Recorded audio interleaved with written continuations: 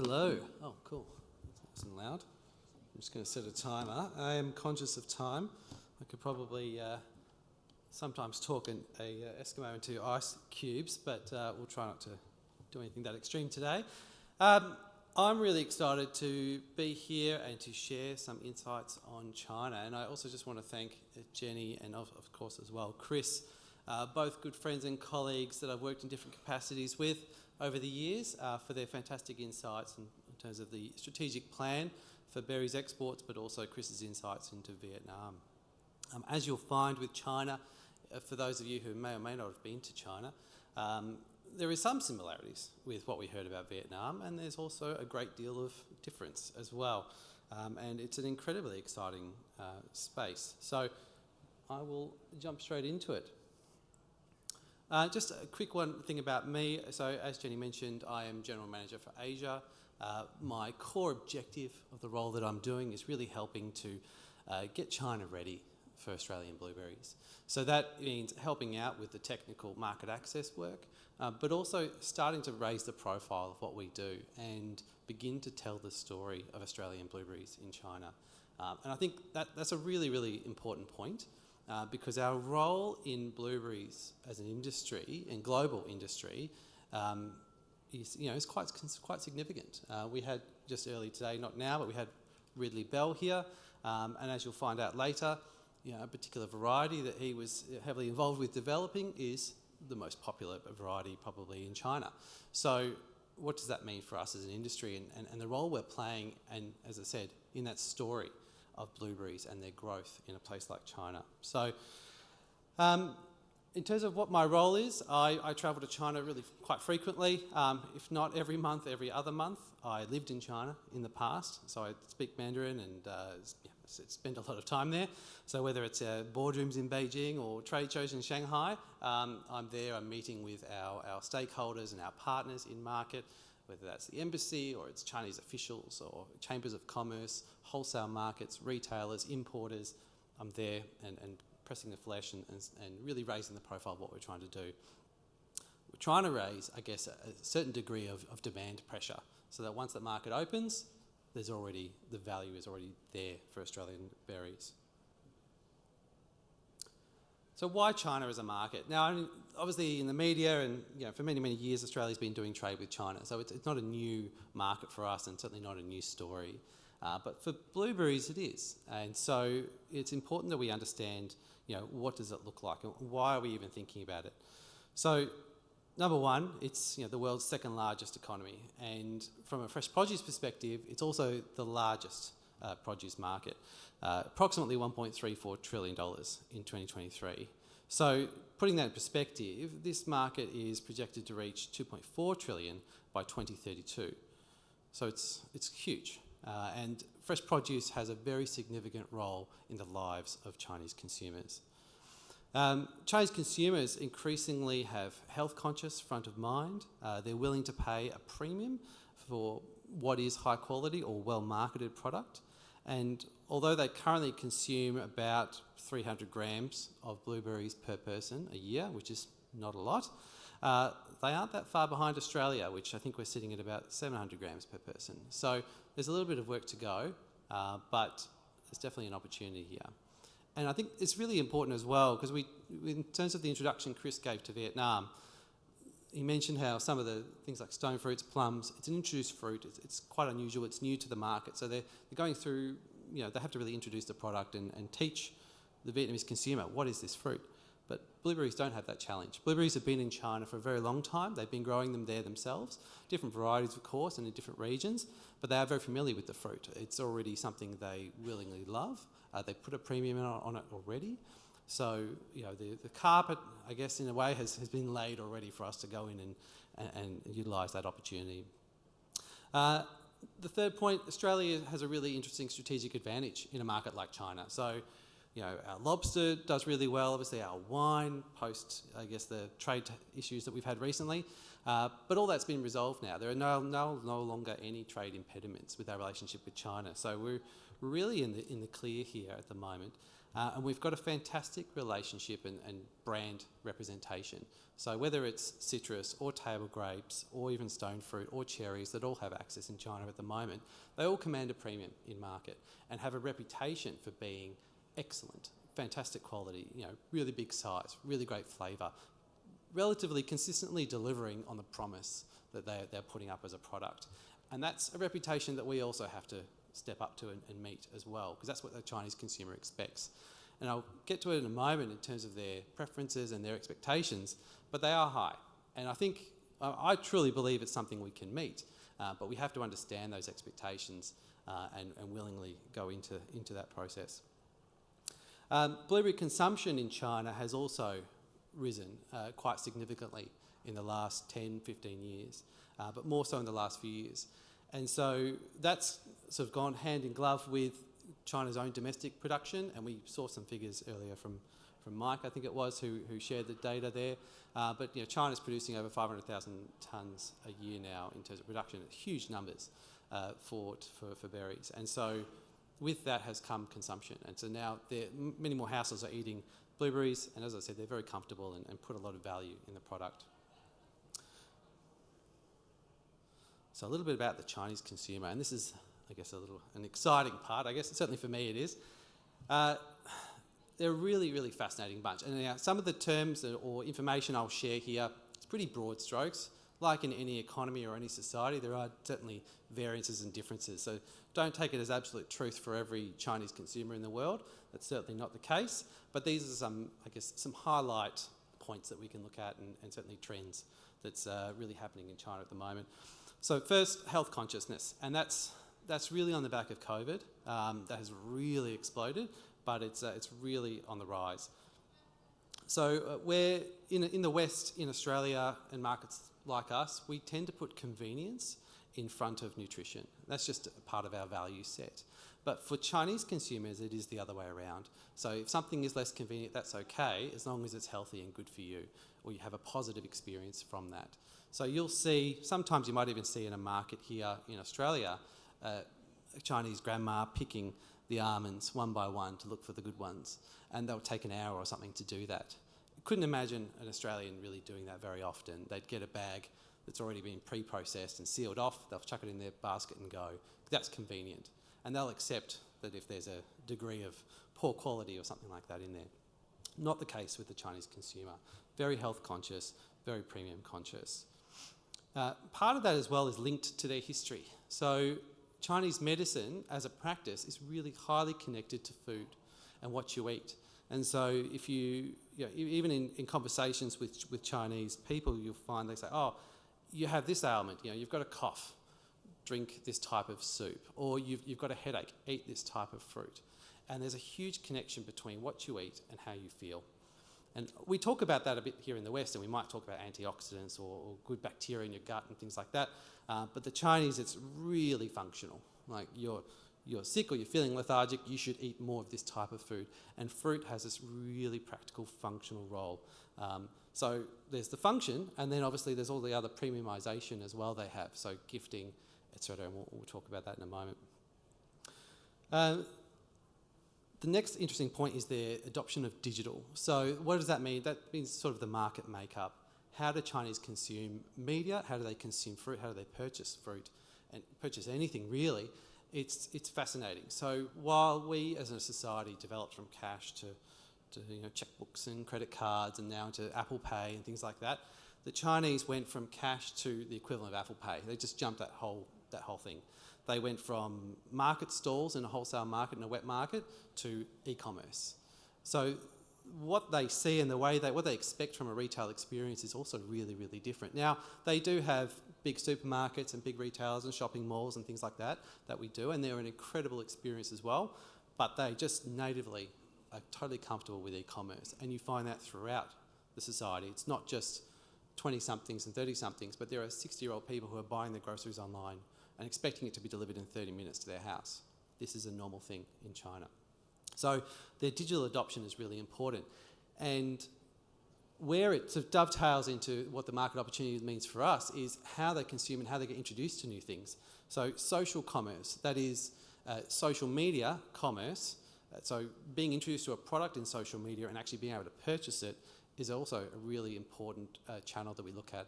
So while, again, someone here might look at Instagram or TikTok, see an interesting video about a product and think, that's nifty, that's cool, I'll close my phone and get back with my day. In China, you watch that video and the button comes up at the end and it says buy. And so you buy the product straight from inside social media, and then an hour or so later or the next day, you receive that product. That connection to social media and as a marketing platform, should not be understated. It's very important, and it's also tells a big story about how the rise of social media in China and the development of e-commerce. And we are actually seeing that social commerce as a trend developing even here in Australia. So not to go too far into social media discussion, but Instagram, for example, now has the same function, but I don't really see the adoption like they have in China. So the third aspect is gift giving. That's a really important part of Chinese culture and has been around for a long time, and fruit has been really central to that. So if you move to a new home, it's very common for people to give a basket of oranges or mandarins. If you're at a wedding, years ago, a gift of apples was considered a really nice symbolic gift because it represented peace and safety into the future. And it comes out of both the names, but also the type of fruit or what the fruit represents in its shape or its colour. Peaches used to be quite a symbolic fruit around Chinese New Year time because it talked to an old mythical legend about a god that had a peach tree. And so there's a lot of lore and stories around different types of fruit. And that's something that's also a really interesting opportunity for us. So I've got some examples of some gift packaging that we'll see in a moment, but it's again something that we need to think about. And in particular, when we do enter the market, we're not going to be a price budget competitor. We are going to be expensive. We are expensive, and that's something we should own. And we have a really premium product, so it does meet that expectation, but we have to package it the right way too. Humble packaging with a not humble price doesn't work. So there's an expectation that the box or the packet or whatever is going to have to look as good as the price it comes in. And there's opportunities in that. There's definitely opportunities in that. Final point is that Chinese have a huge preference for fresh over frozen, and they're really acutely aware of seasonality. They are really tapped into it. So they know that this time of year you should be yielding this type of fruit. Now, it doesn't mean that they can't have 12 months coverage of a particular fruit and availability. That's fantastic. It's a boon.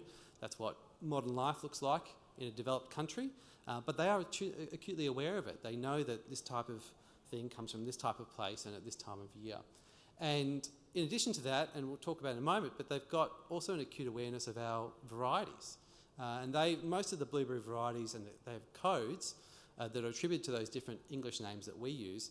They're quite aware of those, and they talk about it on social media. So while an Australian consumer has no idea between an Arana and a Eureka, the Chinese consumer knows exactly the difference, and they talk about it online and their experience eating these type of berries. So this is a very sophisticated customer that we're going to try and market to, and so we need to be prepared for the level of sophistication they have. So, let's start to look at what they look like from a consumption perspective for fruit. So the average Chinese consumer consumes about 64 kilos of fruit annually. Not far off what we eat here in Australia, which I think was around 70 kilos from the Hort Innovation Handbook, 71. But not far off. So they are a big consumer of fruit and really love it as a product. It's very important and a big part of the diet. 90% of the fruit consumed is domestically grown, but imports definitely command a premium status, and this is where we fit in. The $15.4 billion of imported fruit that the market caters to urban consumers. So they're willing to pay 2 to 3 times more for the perceived quality of an imported fruit and the safety that delivers as well. And that's really where Australia fits as well. We've got clean, we've got green and safe, and we're a premium quality eating experience. In addition to that, the Chinese consumers prefer sweet and crisp flavour. They think that particular fruit like grapes, for example, with a high brix, or apples that have that crunch or snap when bitten, indicates that it's really fresh, that it's not an old piece of fruit, or it's not something that's been particularly frozen or anything like that. Something that they really tap into. Unlike, again, Western markets here, where we often will place convenience ahead. We'll buy a bag of Pink Lady apples, where a Chinese consumer is far more likely to select those apples by hand and be very careful to look for bruising, to look for other potential faults and things like that. There's also an expectation from the Chinese consumer which can be hard to meet at times, in that they expect perfect fruit all the time. And the retailers will put a big, I guess, onus of pressure on that as well. They often, will provide a complete refund and a replacement guarantee, things like that. And that's something to consider as well in any dealings with retailers that you have, how we handle those claims in that situation. Safety and traceability is also a huge trend and of critical importance. In China, a lot of fruit and packaged foods come with a QR code that you can scan, and you can see the supply chain, and you can see the provenance of that fruit. You can see if it's a particular fruit, any MRLs or testing that's been done on that particular fruit, if it's imported. They want to see that. And you might have seen with, if anyone went on the tour to the northern farms where we do Reed Fruits, they've got a fantastic provenance, approach. They use a particular QR code that can also help detect counterfeit product as well. Extremely important. And again, nowhere else other than China where that's really, really important, counterfeit. I know from work I've done with the table grape industry, countless times where fruit from other countries has been put into boxes that have Australia on them and then get sold off at that price. Now, the Chinese government is doing lots of things to protect that, or prevent that happening rather, but we also have to do our own things as well to protect our own brands and the quality and the brand that we live up to. Gifting culture, as I've mentioned just before, gifting is very important for Chinese, and the giving of fruit is no small thing. It's approximately a $25 billion market in China, and that's just a really nicely packaged, really nice fruit. Sometimes it doesn't even get eaten. It's the meaningfulness of giving it, and this is the case. You find it in Korea and Japan as well. Also really exciting markets where the gift of fruit is very symbolic, and it's a really, really valuable thing to be giving.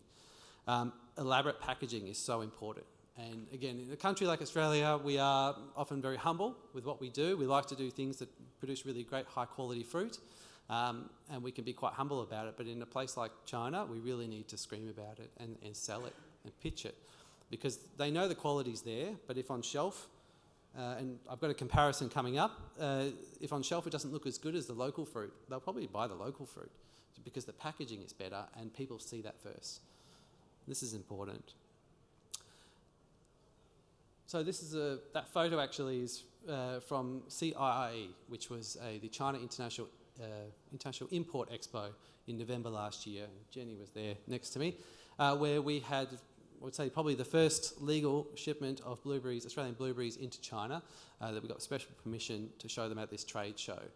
And I have to say the response we got from the general public who came past, so that trade show is open to the public, was fantastic. And the comments of, oh, I've had Australian blueberries in Australia, fantastic, or my friend gave me some.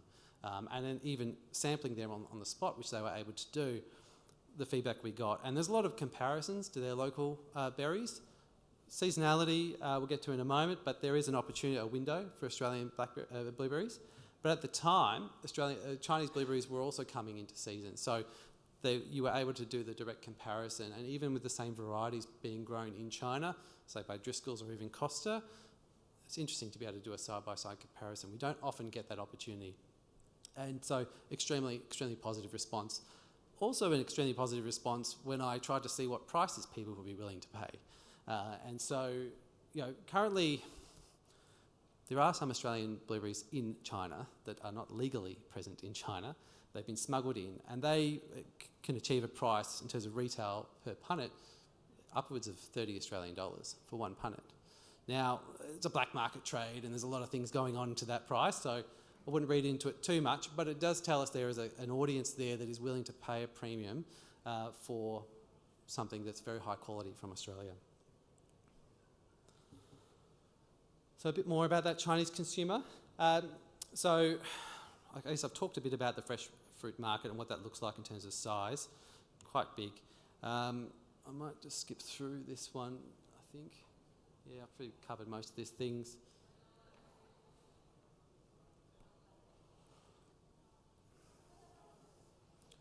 So let's talk a bit about the different channels in that market makeup. So this was actually standing in a wholesale market. I took this photo in Shanghai, where some consumers and even trade buyers were coming and sampling the berries. Most of the wholesale markets are open to the public, and they don't have the kind of quarantine requirements or security requirements we have here in Australia. So you can just freely walk in and do business with a trader on the spot, and they will sell you anything they've got at a wholesale price. That's actually quite popular. Not a huge channel in terms of volume, but surprising amount of people do like going to wholesale markets to purchase their fruit. So I mentioned before, I guess, the growth of online. Old school purchasing through wet markets and supermarkets is still very prevalent. For a product like blueberries from Australia, I don't expect a huge degree of our fruit to go through wet markets. I think that it's going to be end up too premium a product to really be found there. They're not going to have the cold chain to be able to store it properly. That said, there is lots of local blueberries going through those markets, and I think that will be the case going forward. Also Peruvian as well will go through there quite a bit.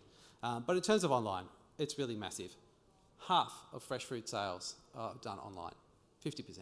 So it's a huge number. Very, very important statistic. 500 million people in China use e-commerce to buy food every day. 500 million. It's enormous. Big e-commerce retailers like Fresh Hippo, which is owned by Alibaba, and JD.com, which is a competitor, they really have the most market share. Fresh Hippo has an office in Sydney where they have a buying director for fresh produce who regularly visits table grapes and citrus farmers and seafood industry, etc. So they've got quite a bit of infrastructure already ready to go from an export perspective, and partners like Austrade or even Berries Australia will be more than happy to help in terms of introductions when the market is open to people like that. Really big focus as well probably on big cities like Shanghai, Guangzhou, Beijing, Shenzhen. These big cities is where what we call the tier 1 cities in China. It's where most of the middle class live and the high net worth individuals. It's where the money is. They're far more likely to spend on premium imported products. We will see other cities join that list over time, but there's still a few years down the track. And with a product like what we're talking about, that's probably still a few years to go. But don't underestimate traditional retail. Traditional supermarkets are still very important in China, and it's a place where people can do sampling. And sampling will be an important part of this experience, I think. I really do believe that. It's still such an important experience for consumers for a whole range of fruits that are already available in market, say for even table grapes, which is introducing new varieties all the time. They still have to do sampling to get consumers over the line. And it will be the case that there might be Peruvian fruit on the shelf, Mexican fruit on the shelf, and then Australian fruit, and we're going to be at a price premium, and the consumer is going to say, why should I choose that one? And it's going to come through that tasting experience. It'll convert them, for sure, but they have to taste it. They won't buy it just on the brand. How am I going for time? Not too bad. So I'm going to just talk about a bit of the online experience. So again, I mentioned earlier before, e-commerce, social commerce, and sort of the mix. So what platforms are important in China? So e-commerce is Fresh Hippo, JD.com, I mentioned before, but there's also that social commerce aspect, which can be done through the Chinese version of TikTok, which is called Douyin. But also there's a platform that's made the news a little bit in the US recently called RedNote. It used to be called Little Red Book until it opened up in the US. That's a really interesting platform as well, and again, it's about really a brand building platform. Many people will say it's the Chinese equivalent of Instagram.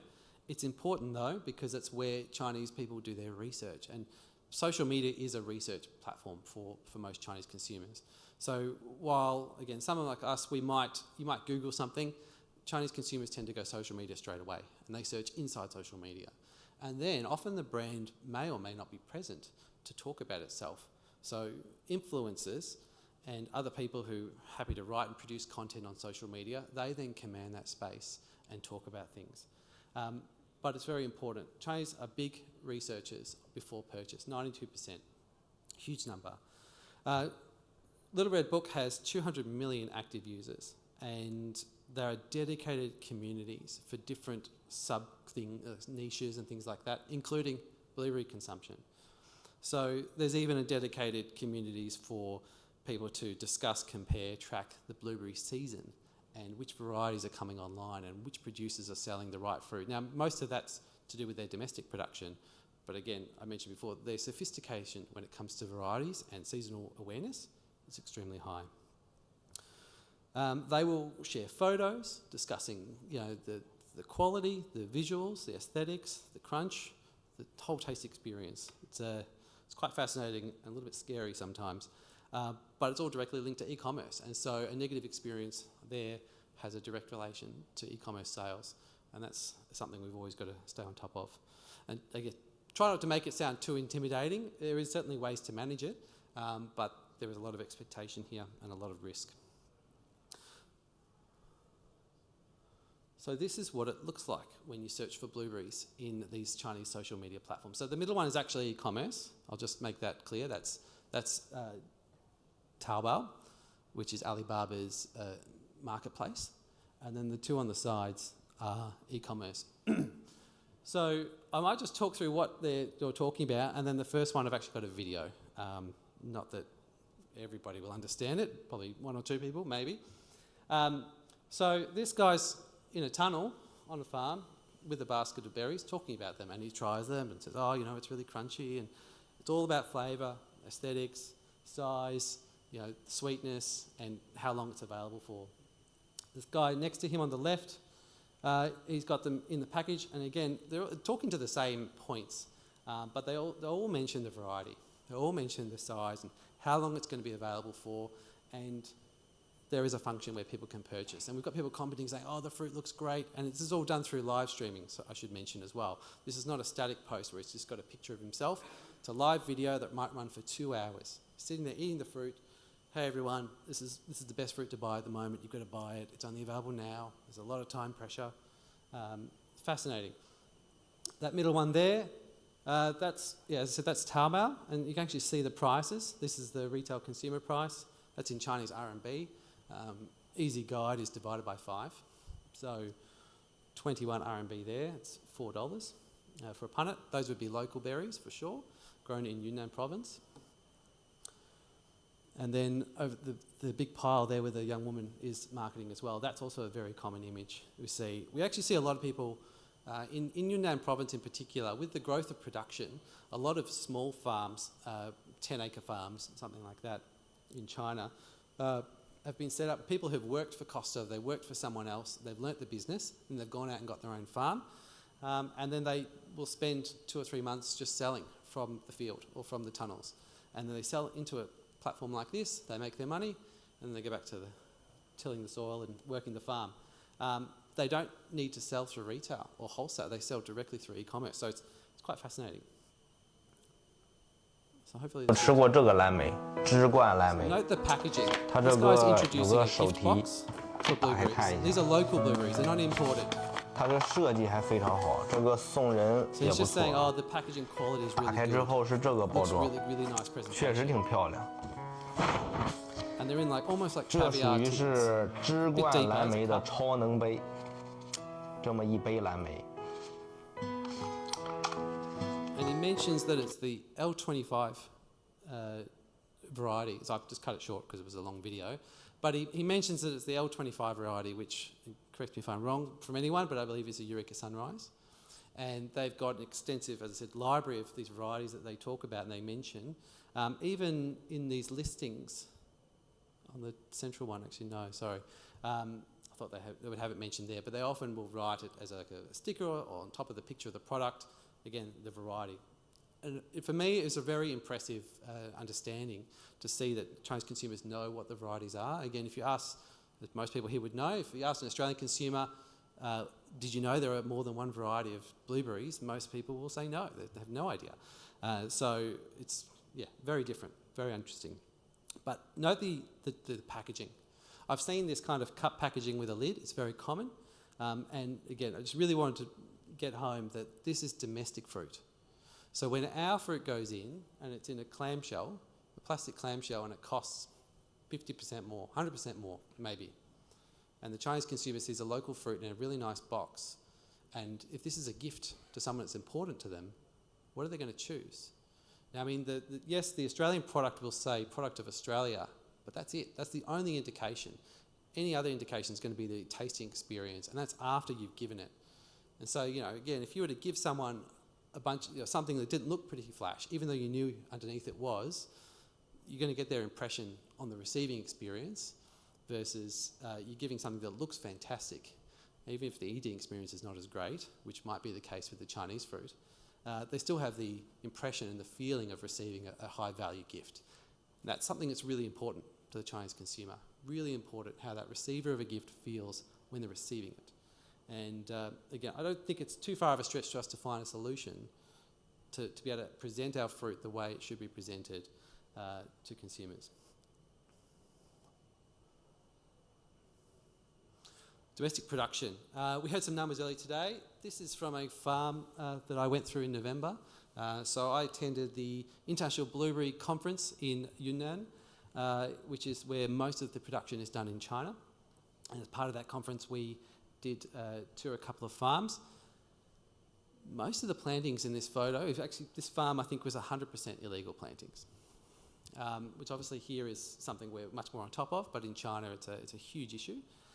But at that conference, they also did pass a resolution that all the retailers and importers and distributors would have a framework to only buy from farms that were accredited and actually had a license to grow. I know that Mountain Blue has had a win only late last year in that area in terms of PBR protections. We will still start to see that become more and more important in China and start to see more protection and support from the Chinese government actually in terms of dealing with illegal plantings, but it still is a major issue. But their volumes are huge, and obviously mentioned before, over 500,000 tonnes. It's an incredible number, and they're very advanced, very well down the track, and it's very common for these guys to come over to a place like Australia, get a bit of rootstock and just take it back.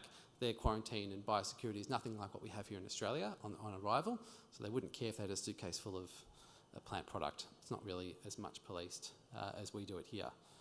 So that's a real threat as well. As we continue to develop new varieties and get them online, it doesn't take very long for Chinese to suddenly have a plant or a commercial volume of something that's been illegally brought in, and that's something we need to keep an eye on. But it continues to grow. This is a really important point. The Chinese blueberry industry is growing and growing and growing, and there's a lot of excitement for Australian fruit. So as I mentioned at CIIE, the trade show, Chinese consumers kept saying, when can we get this? When is it available? How can I buy this? And what channels are we able to buy this on? What's the price going to be? There's a lot of excitement because the great work that cherries and table grapes and citrus and even wine and seafood have done in building brand Australia is something that we get to come in on and leverage, and it's very exciting. Excuse me. So yes, very interesting. In terms of production availability, their season is getting longer, so earlier and later varieties coming online as well. Driscoll's is doing some fantastic work in China, as is Costa, in terms of that. They're trialling a lot of new varieties. So at the moment, the Chinese season starts around January and finishes in around July, August, but is starting to extend a little bit more than that. And so the Peruvians and the Mexicans then come in. So Peru comes in around October, and Mexico probably about the same time, September, October. And so there is a window of opportunity as well for Australia around August, September, where we think that we send our best fruit. There's a fantastic opportunity. But obviously that will come down to every one of the different individual business decisions around what you want to send and what your customer expects. But we think that's where there's a great opportunity, August to October, where Chinese season is ended and then the Peruvians haven't really started.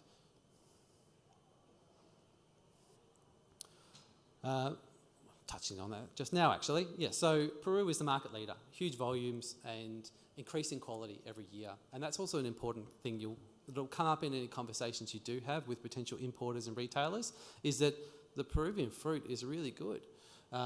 It's really good in terms of value. It's very cheap and it's an acceptable quality for the price that it is. And that comes back to the points I was making before on brand. It's not going to be the same level of quality. I think we can all agree on that, what we're doing here. But our price is significantly higher. So we need to fill that gap with value and make sure that the Chinese understand that value. So Chile comes in at 25% market share, and then Mexico, United States, Argentina, much smaller, but no New Zealand, and Peru and Chile really are the main guys. They are very active and present in market. They have both those countries have very large presence just to promote their blueberries in market, and that's also an important thing. They are active, they're present, they're getting around the country, they're establishing good relationships and maintaining those good relationships. Oh, sorry, I'll just go back. I think, can I go back? Yes. This was an important point. So in terms of price, I'll just clarify, this is Hong Kong. This is not mainland China, anyone who's taking the photo of the price. It's interesting because they have South African fruit, Peruvian fruit, and then Australian fruit. So Hong Kong, we do have market access. So we can see a nice comparison, and in store you can choose, which is amazing. And interesting to see, so this was during Asia Fruit Logistica, a group of us did do some tour of retailers, and we were even able to speak to some consumers who were shopping for blueberries in Hong Kong supermarkets at the time. And again, fascinating to get their insight on their choices, because they're really going off visuals. They weren't doing sampling in the store. So Australian fruit is just the expensive option. And again, that's going to come down to that consumer and how they feel. Am I buying this for myself, just to eat a snack? Am I buying this to give to someone and I want this to have a bit of prestige and a bit of, be an impressive gift? Am I buying this for my children and I want something really healthy? Am I buying this to put into a cake or, on top of some ice cream? These are all different buying environments, and you have different requirements for each one. So again, fascinating experience to be able to talk to the consumer and find out what's important to them. Another photo from CAAE. So we, as I mentioned before, had a fantastic reception, and just so much interest, and I think we'll be promoting there again near the end of the year, representing the industry. There's just a huge expectation that we'll be coming to market soon. And at the moment, a very, very, very welcome response from the Chinese government side. That doesn't guarantee that things are going to move quickly, but it certainly means that they would like to see us come to market, and there's certainly a warm invitation for us, we might say, at the moment. On the right here is Costa's fruits being marketed in China on social media. And again, I mentioned before, some fruit not following the rules and finding its way in, but it's being marketed, and it's probably come in a suitcase from Hong Kong. Again, highly illegal, but it's happening. And that tells us there's a market there. Someone's willing to take a risk to take a tray of fruit across a border, and those borders can be pretty scary sometimes, and they're willing to do that. It tells us there's a group of people who would like to purchase this fruit. So it's quite a good indicator for us, especially when it's available in Hong Kong, right next to mainland China. So what do we offer, I guess, as an advantage? We have a strategic export window. So I mentioned that before. That August to October gap is really interesting for us, where we can offer something the market doesn't have, and Peru really can't offer, and their local season can't offer as well. And it's also lines up with where our fruit is really, really good. So we can potentially send our highest export grade quality. That's where I see the market, and again, it'll come down to those of you that do business, with these traders and importers, about what they're willing to accept in price. But I do see the market as more the premium end. I think that if we go on a commodity end of fruit, it's going to be very hard to compete with the Peruvians and even local produce. So that, I would think, look to position your best, highest quality fruit for this market.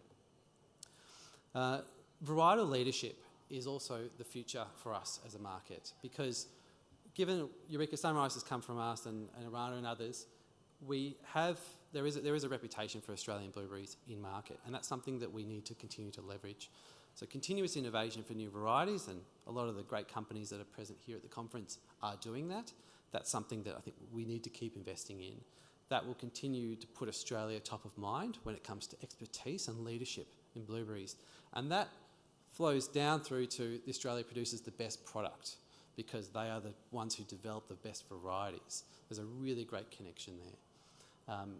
That's something that's not a small thing, again, that we can underestimate the power of what that means from reputation. We have a reputation for superior sized fruit, superior quality, superior taste and eating experience.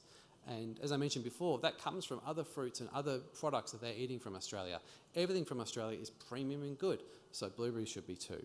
And they definitely will be. That helps us a lot.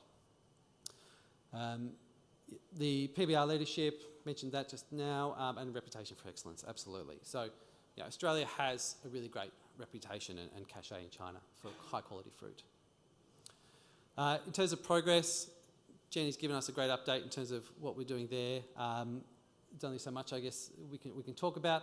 Fantastic news, though, in terms of what we have achieved so far. So the photo on the left last year was Christian Parsons in his capacity as Director of Berries Australia and Chair of ABGA, signing an MOU with the sub-chamber for blueberry industry of the China's CFNA, which is a non-government chamber of commerce agency that's very, I guess, influential in the import process. So this was at the first inaugural International Blueberry Conference in November, and we had with us as well a member from DAF at the embassy, as well as the Consul General as well, and it was quite a significant moment and important in our establishment of relationships in China, and also just telling the market how important they are to us.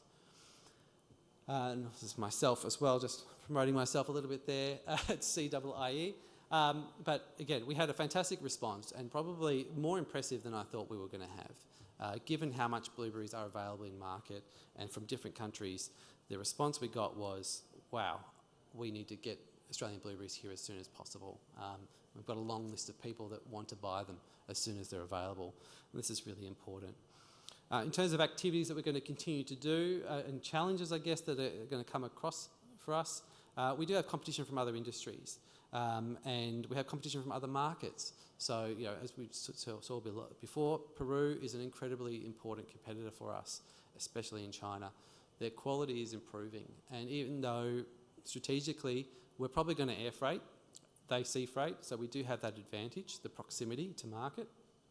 They are improving their supply chain and their value chain considerably, so we will see better quality fruit from them arriving in market at very competitive prices. This is something we need to really stay on top of. Obviously, other challenges that we don't know about yet that might be geopolitical, whether it's tariffs coming out of the United States or soft economic demand out of China, which is a real, issue or threat at the moment. These are all things that could potentially impact us, but not necessarily impact the market access process per se. It's really important that we continue to maintain momentum with what we're doing. We're active in market. I would encourage all of you, if you have an interest in export to China, to travel to market, to meet with potential partners, to have those conversations, to start establishing those relationships.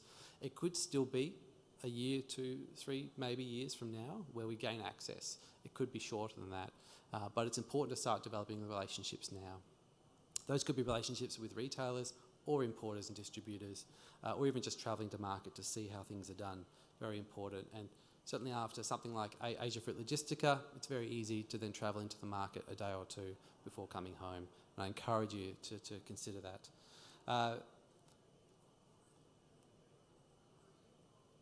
In terms of pathways to success, so this was just really some points in terms of how you might go about entering the market, and there's so many ways you could unpack something like this. So this is really just a starting point. I will mention though, stay in communication with someone like with Berries Australia, someone like myself. You can reach out to me. Austrade, who we heard from just before for Vietnam, has a network of offices across China. It can be a lot of help and assistance. State governments as well. Depending on what state of Australia you're growing and you're going to export from, they can also provide a degree of assistance. But start planning and start looking at the market and having some consideration about what you might do, how you might enter. It doesn't have to be a big play at the beginning. You might only just be 100 tonnes or something at the very beginning in the first year. See how things go. It's going to be a market where we're going to have to play and try and work out what varieties are going to land really well that have a nice point of difference. See what price point as well. It's relatively new for us. So there's going to be a bit of test and learn, and that's important. Something that's going to be a real point of difference though for us is things like traceability, mentioned before. And I did see some heads nodding when I was talking about that. I think it will be important for us in a market that has so many options of blueberries to have something like a QR code that a Chinese consumer can scan and see where that product came from, and be able to see the difference, because that's our point of difference. Places like Peru, they're mega corporate farms, and the supply chain can have integrity issues all the time. So being able to prove that our fruit is from Australia is really important. And I just might put to questions. If we have time for it, do we have time for it, Jenny? Or are we over time? 1 minute. If there are any questions. Sorry, that was a bit of a dumping of information. No questions? That's okay, I don't mind.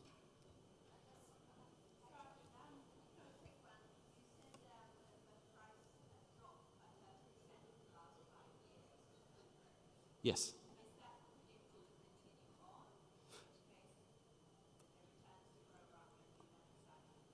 That's a good question. I'm not an agronomist, so I'm not entirely sure, but I would say I don't expect the price to continue to drop that dramatically. That's a reflection as well of the production that's come online. And certainly at the beginning, blueberries were more niche, but they are now much more of a mainstream product. So I don't expect that will continue to drop. That said, when we do enter the market, it will be highly competitive. So it could be that the price may not be amazing, but we'll see. But we will definitely be commanding a price premium when we enter.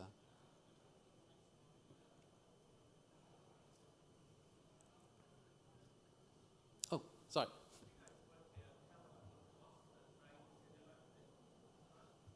I don't have an answer to that question, unfortunately. Yes, I would, in terms of the cost of freight or sending a tray over, who would we direct you to speak to about that? Maybe a freight forwarder or packing shed? I'm not sure. But no, don't have a price or cost of that at this point. That said, chilled air freight into China is a very, open channel at the moment. Table grapes are sent by air, so there's quite a bit going over, seafood as well. So there's definitely a lot of capacity and a very competitive market for it. So we wouldn't be the only ones trying to ship something chilled. Yes.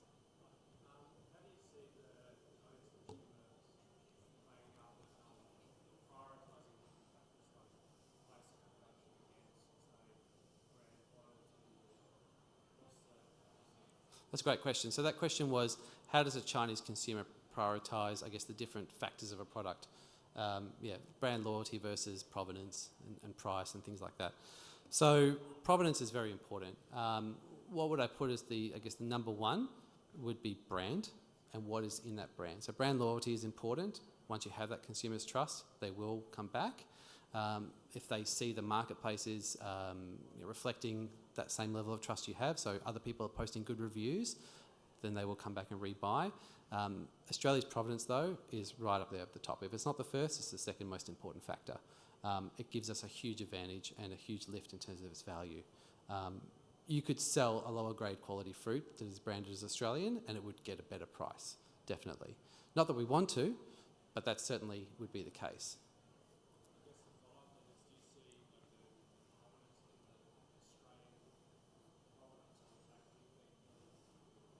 So is the provenance on the packaging important? I believe so, absolutely.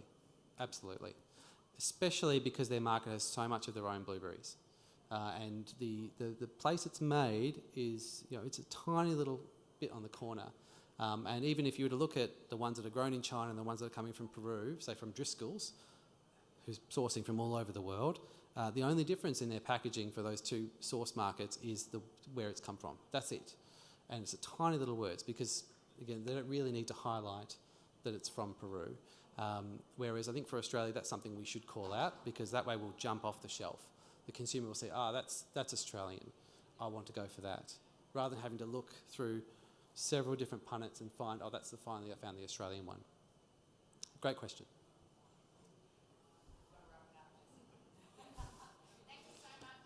Thank you.